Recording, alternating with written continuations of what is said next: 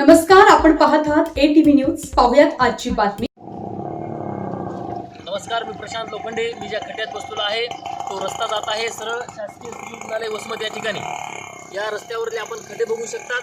एवढे भयानक खड्डे पडलेले असताना मी 10 दिवसाखाली प्रशासनाला निवेदन दिलं होतं आणि निवेदनात सांगितलं होतं की हे खड्डे 10 दिवसात बुजा, अन्यथा मी 10 दिवसाच्या नंतर आज 18 तारीख या दिवशी मी पुस्तक वाचो आंदोलन या घाण पाण्यामध्ये या खड्ड्यामध्ये बसून करणार आहे. आणि त्यांनी मला मजबूर केलेलं आहे या खड्ड्यामध्ये बसण्यासाठी. आणि अत्यंत एक लाज वाटण्याजोगी गोष्ट आहे प्रशासनाला.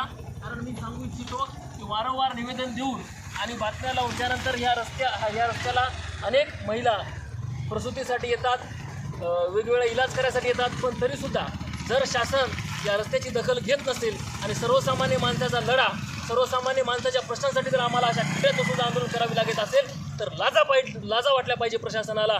एवढे खड्डे बुजण्यासाठी जर पैसे नसतील तर तुम्ही मला असं लेखी निवेदन द्या किंवा मला तोंडी सांगा की हे खड्डे बुजण्यासाठी आमच्याकडे पैसे नाहीत. हा प्रशांत लोखंडे प्रत्येक गावोगावी जाऊन भीक मागील. कारण या रस्त्यावर येणारे जेवढे गाव आहेत ना, त्या प्रत्येक नागरिकाला त्रास होत आहे.